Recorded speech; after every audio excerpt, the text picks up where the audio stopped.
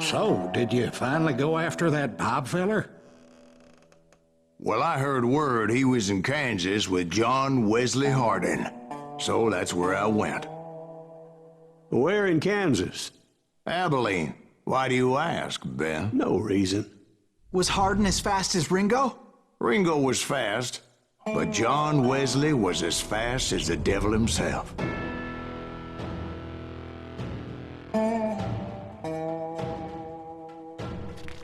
Hell, he killed his first man at 15. From that day forward, he had a price on his head and wouldn't back down for nobody, not even Wild Bill Hickok himself.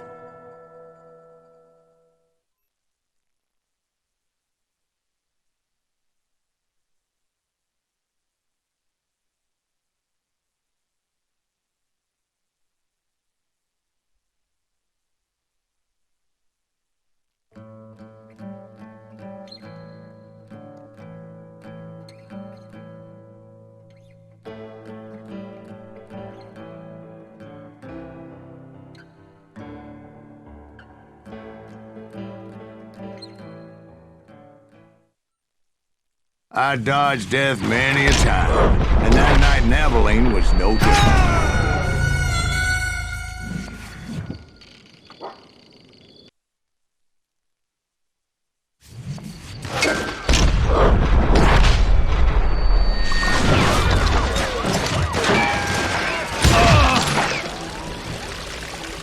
I was there with the intention of finding that bastard Bob and collecting the bounty on John Wesley.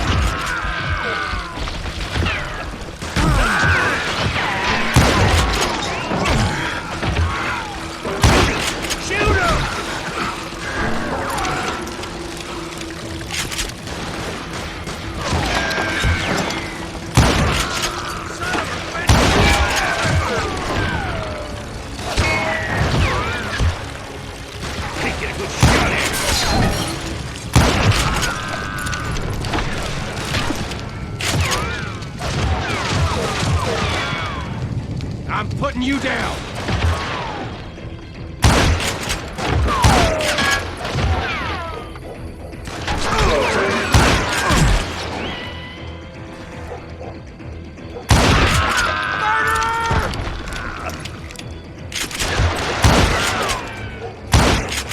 I thought the Texas Rangers got Hardin. Yeah, that's what they want you to believe. It was coldin' a witch's tit and a brass bra that night as I fought my way past his loyal compadres.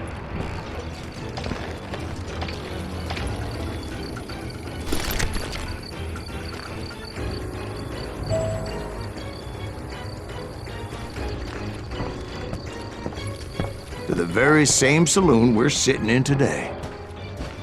Look around and imagine this place painted in blood. Hardin was waiting for me, and...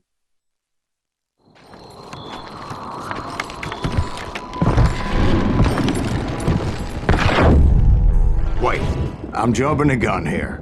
Let me back up and give you some background on this sumbitch. He deserves that much. Don't you think so, Ben? John Wesley Hardin was a killer. By the end, he confessed to taking the lives of 42 men. Fathers and husbands, brothers and sons, men with families who cared about them. He was a bona fide folk hero by then, and had amassed a gang of armed miscreants and other assorted thugs. He and his men set up camp outside of town, and I was hoping Bob was among them. Shit, it's cold out here. I'm freezing my giblets off. Ain't right we gotta stay out here keeping watch like this. Ain't nobody stupid enough to go after Hart.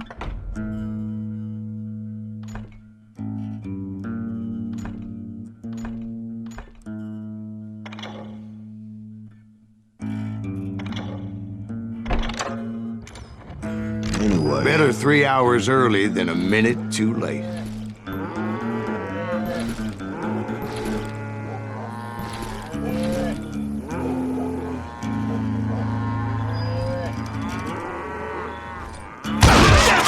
Shoot that son of a bitch! They didn't ask why I was there. They knew. That's as most of them were wanted as well. I figured Hardin was here somewhere, but to get to him, I'd have to get past his gun hands. And that was easier said than done, as most of them were as foolish and full of bravado as I was. I had to spill a lot of blood to find out Hardin wasn't in that camp. He was carousing in town with his closest friends. Hardin's boys apparently didn't want me to reach the Bull's Head. Some were hightailing it into town to inform their Jefe of my unwelcomed presence. Stop that bitch! Let the boys know we got another law dog.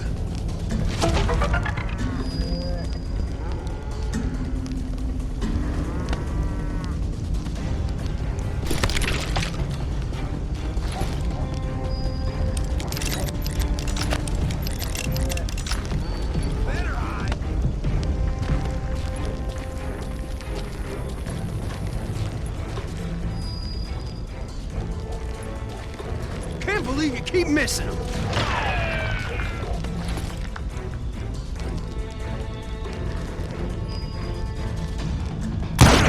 You can't hide from me.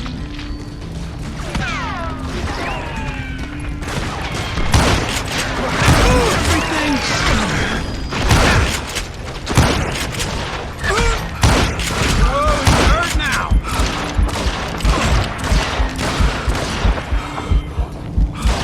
Get me.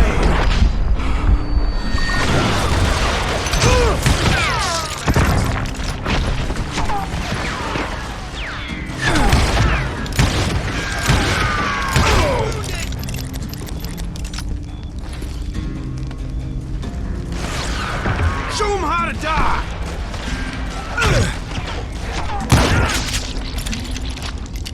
Yeah, you know you can't beat me. Oh, brother, I'm gonna make you pay for that.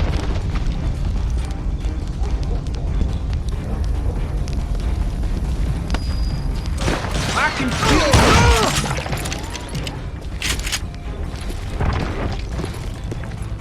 You better hide.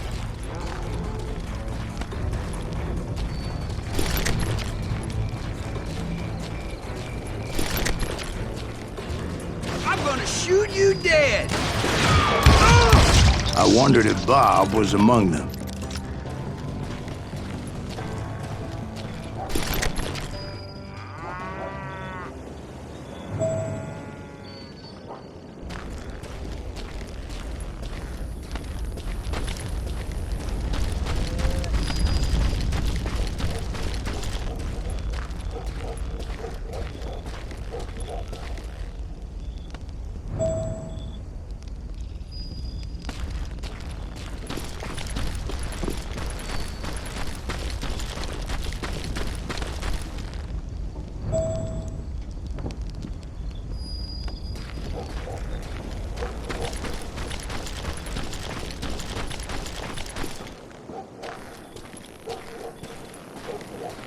And I steeled myself for the fight ahead.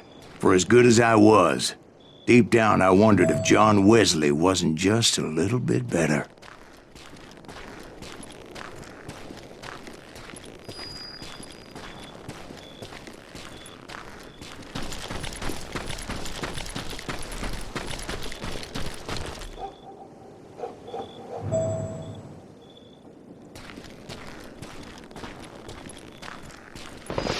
Before I could test my mettle against Hardin, however, I would first need to dispatch his cadre of hired killers.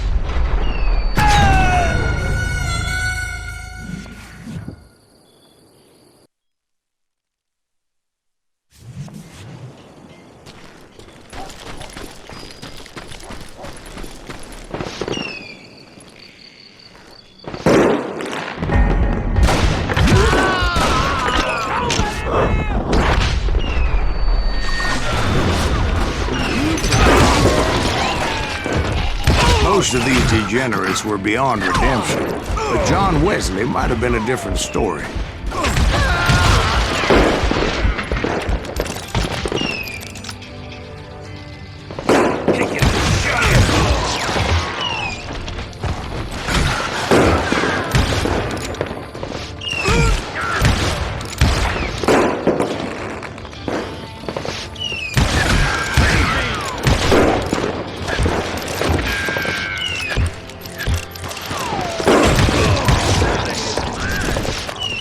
I didn't learn until later that that night was in fact his birthday celebration.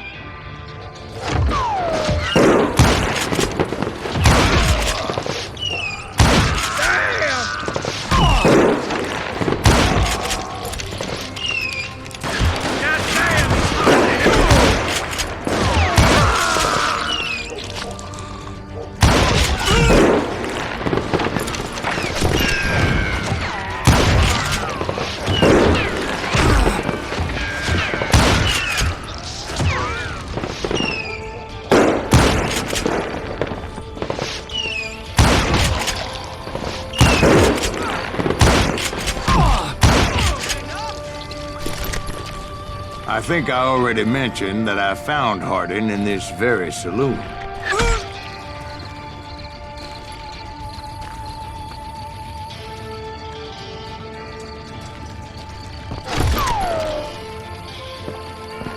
Time to die!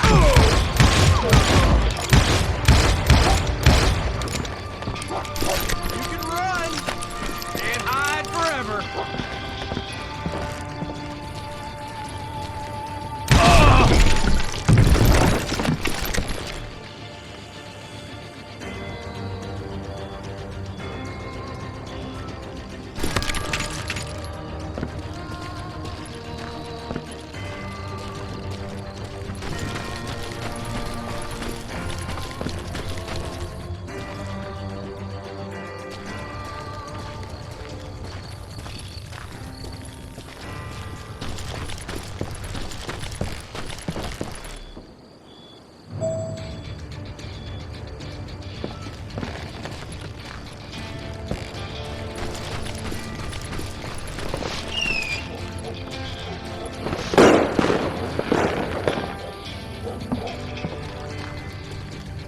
You can't hide from me!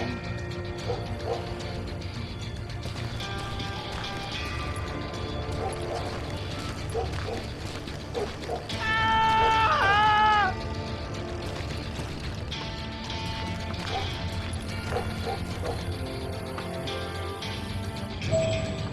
You can't hide from me!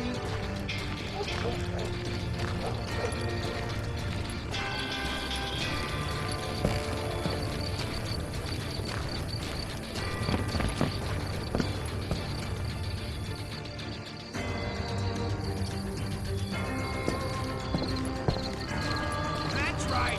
Run! Time to fill you full of lead!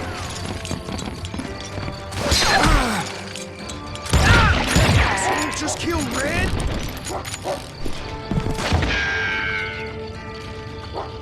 Hide, you lily-livered son of a bitch!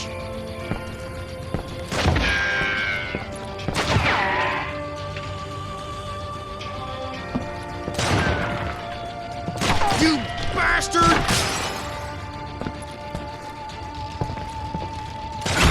Don't need no help to kill the likes of you!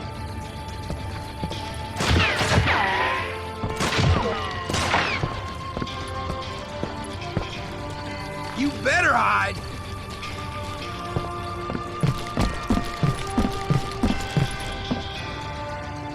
Suffice it to say, nobody there was happy to see me.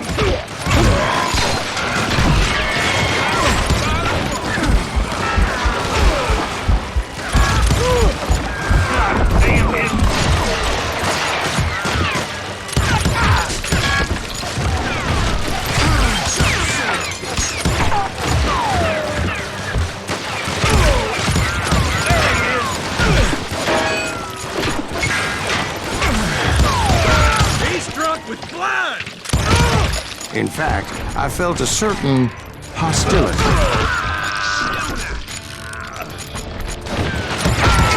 I was disappointed that neither Bob nor John Wesley were among the dead. But that was short-lived, as a moment later I was facing down the fastest gun in the West.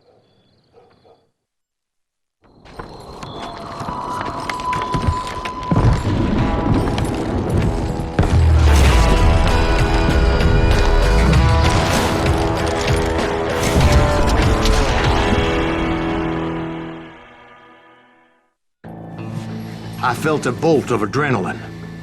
Or maybe that was fear. He was well known for his tricks, and I knew I'd need my own if I was ever to defeat him.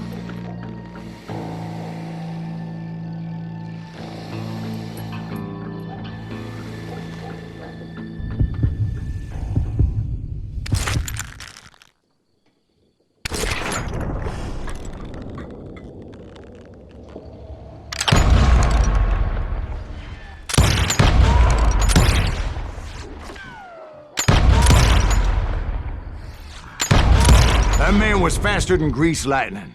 But being inebriated as he was, he didn't count his shots. And now, he was at my mercy. So he didn't die? No, I sent him to prison. Years later, after he was free, some restless Avenger took his life. Shot him in the back in a saloon just like this one. Anybody up for another beer? Ben?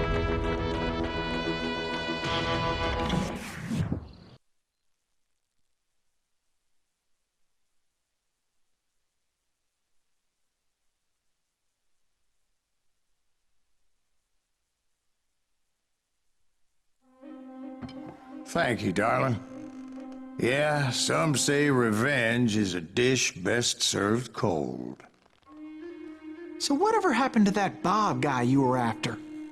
Personally, I'd like to hear some of your other adventures.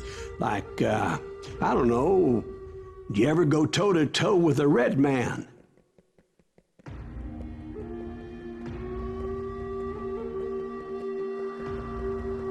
Yes, I did, Ben. I remember once I was after this renegade Apache, Grey Wolf. Strangely enough, revenge was also his primary motivation.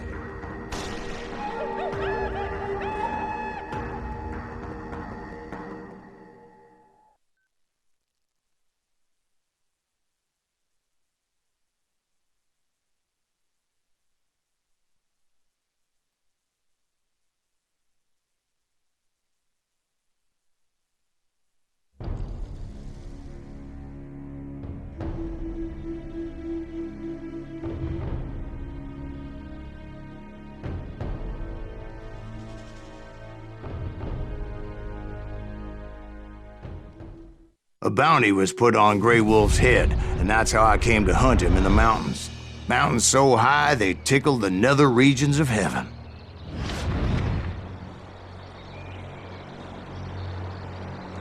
Grey Wolf was a Chiricahua Apache medicine man who had led a war party in revenge for a massacre against his people. The U.S. Army had attacked his tribe during his daughter's sacred sunrise ceremony, and the slaughter was unspeakable. I understood his anger, as there's nothing more traumatic than seeing those you love die in a cruel and painful death.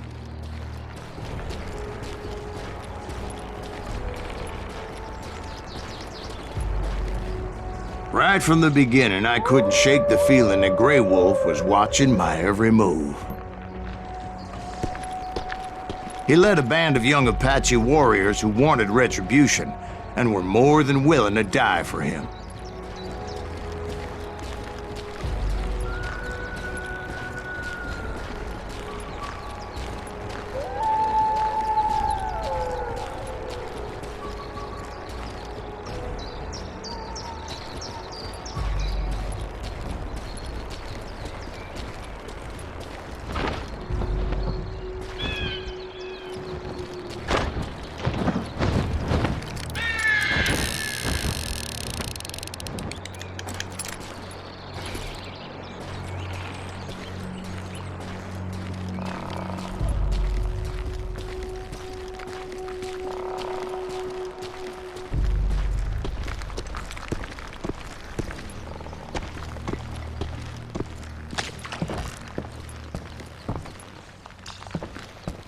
They saw me before I saw them. And it crossed my mind that maybe this wasn't such a good idea.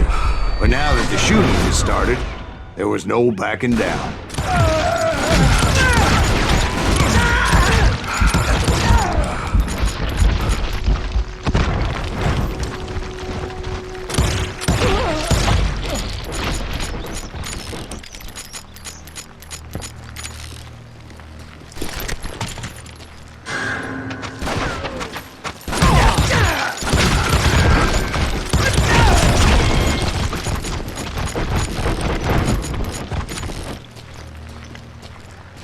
was rugged country, the winter home of the Chiricahuas, and that's why they had retreated there.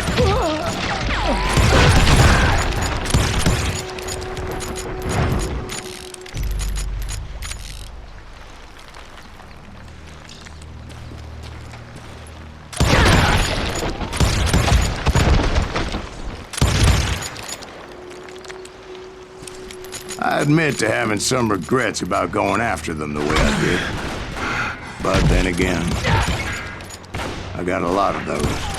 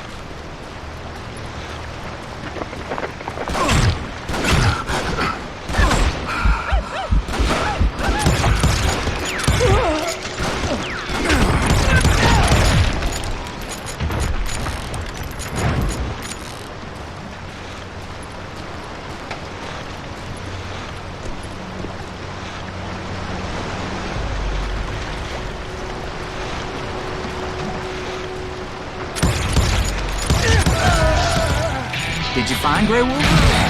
Not at that moment, but I did find the entrance to their hideout.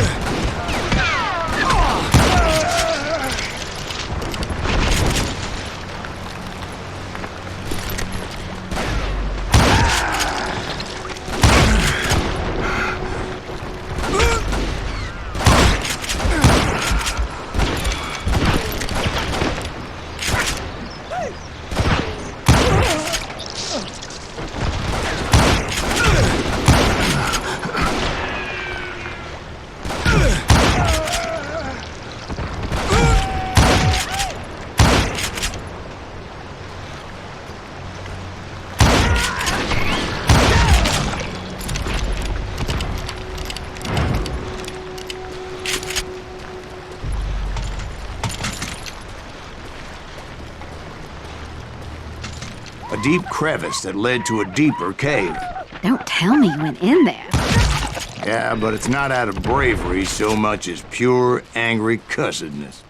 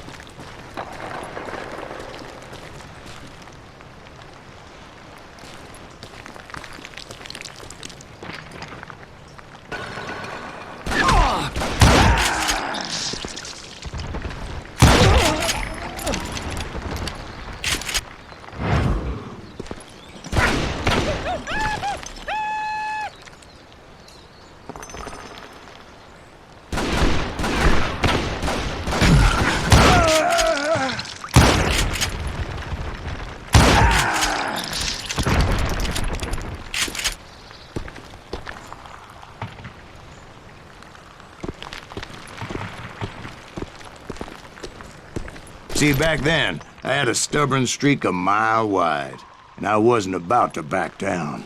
So it was like pitch black in there? Actually, it was pretty well lit, as they had torches on the walls.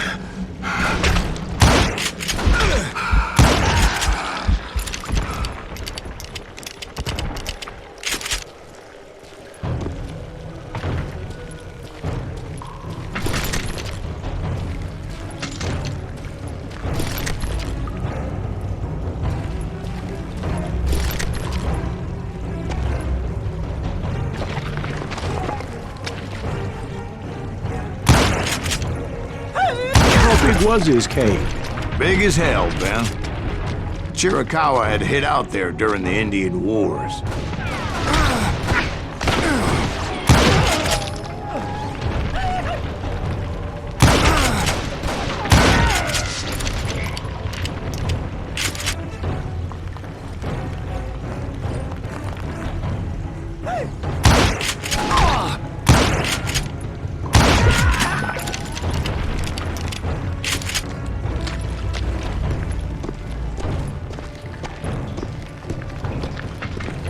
They thought it was haunted with the ghosts of those murdered by the horse soldiers. The cave was haunted with dead Indian ghosts?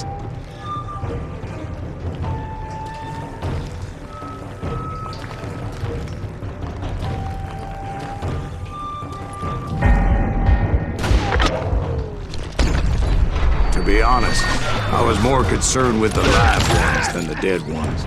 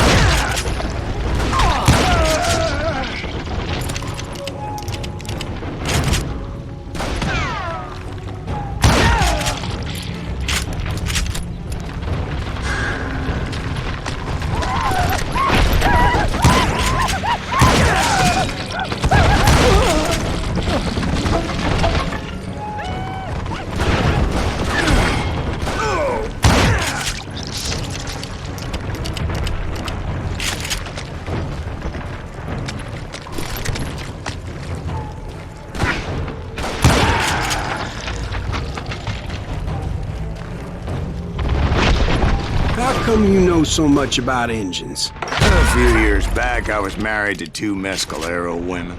At the same time? Yeah, they were sisters. Polygyny is traditional among the Mescalero. So what happened? Oh, I had to get out of there. Those girls never shut up. Both of them nagging at me all the time. Drove me half crazy. Haven't seen them since. No, I mean, what happened with Grey Wolf? Oh, well, I pursued him into the Cave of Death.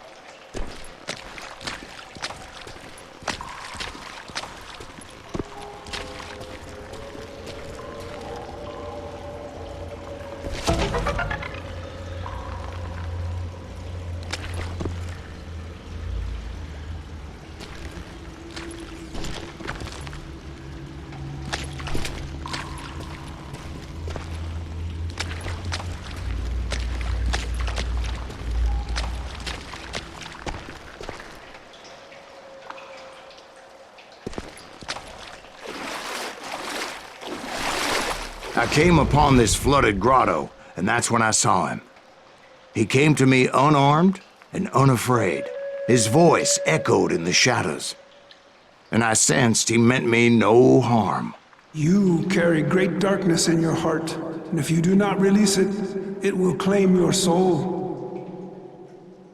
The sound of his voice put some kind of ancient Indian spell on me.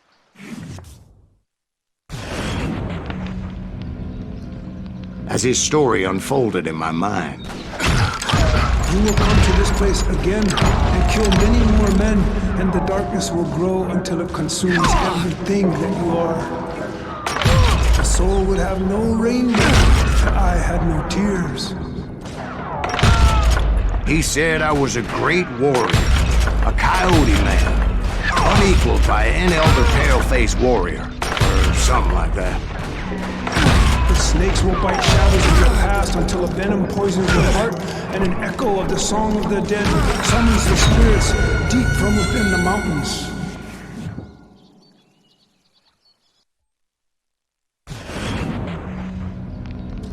As his story unfolded in my mind, you will come to this place again and kill many more men, and the darkness will grow until it consumes everything that you are. The soul would have no rainbow if the eye had no tears.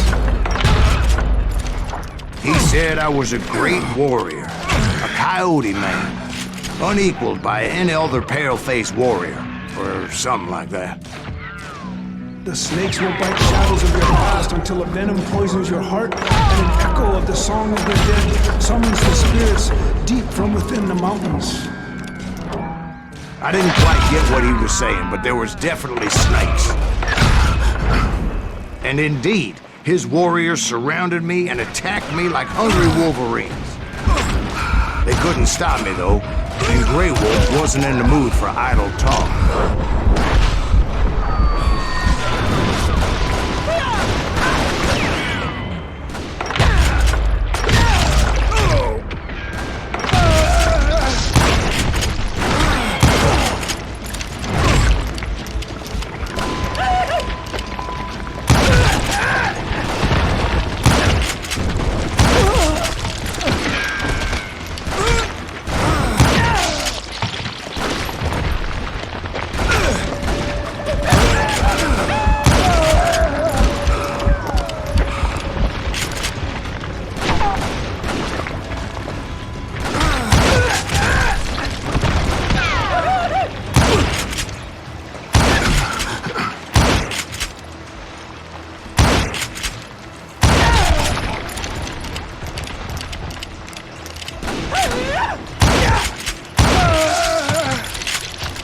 I swear I couldn't see any way out of this trap. But suddenly, one just appeared. Kind of like a miracle.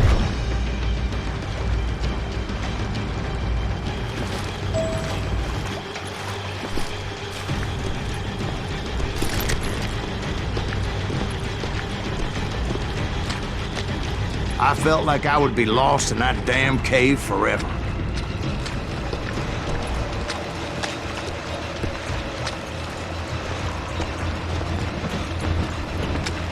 Finally, I found myself back outside, perched on the edge of a precipice, overlooking a thundering whitewater river. To get where I was going required several leaps of faith, but no way in hell I was turning back.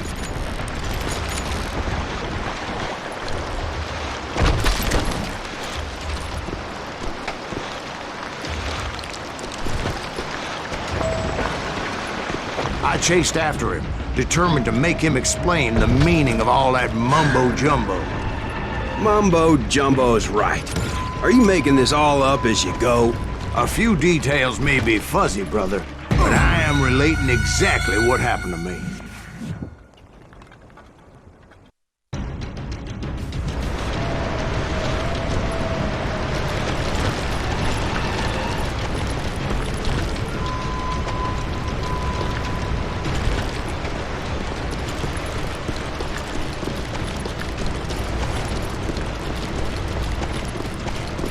There were dozens of Apache warriors aiming at me from on high. Dozens?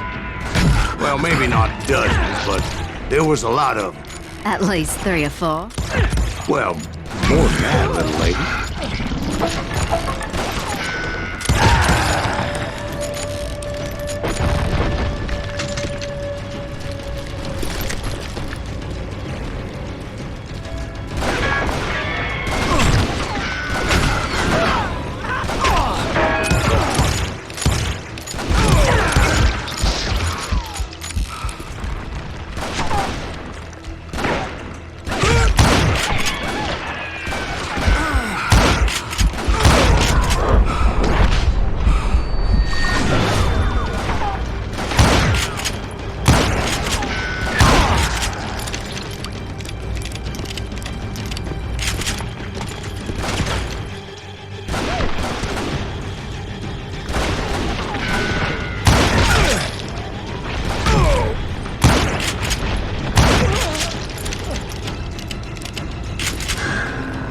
I had a steep climb up creek ahead of me and scrambled up those rocks like a mountain goat.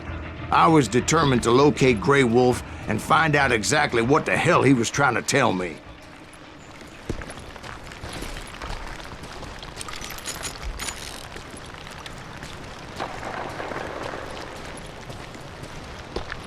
And wouldn't you know it, that crafty son of a bitch led me right into a trap. What kind of trap? Well, son, there had to be at least 100 Apaches around. 100? God be my witness. Oh, come on. Who are you kidding? Hey, I believe you. Come on, tell us how it ended. All right, but I'm not gonna drag this out. Where were we? You were surrounded by 100 Apache warriors. Well, I didn't take the time to count them exactly, but there were a lot of them.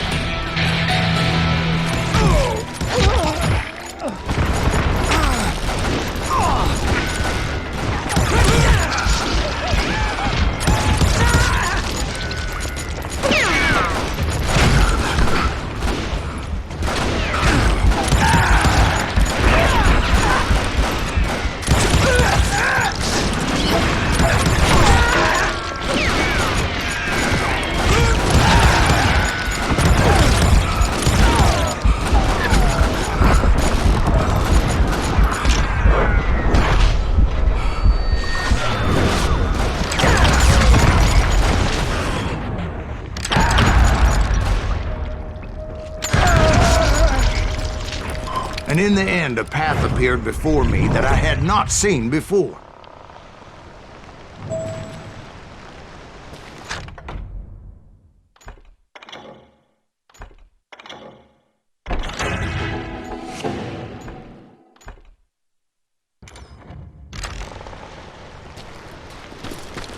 I followed it as I desperately needed to find out what Grey Wolf was trying to tell me.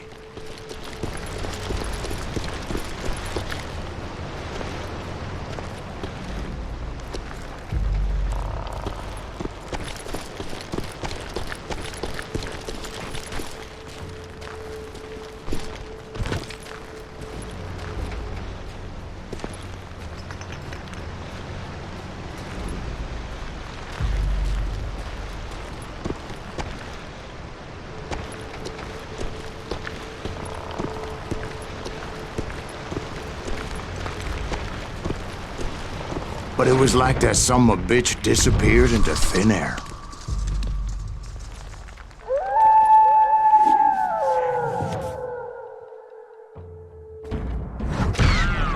Never did find him.